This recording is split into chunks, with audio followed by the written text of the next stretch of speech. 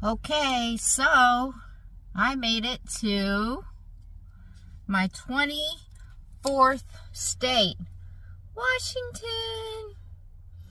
So now I get to put my sticker on the map. I hope you guys can see this. 24 states that I have actually explored, meaning I've camped in, or hiked in, or off-roaded in, or done all three in.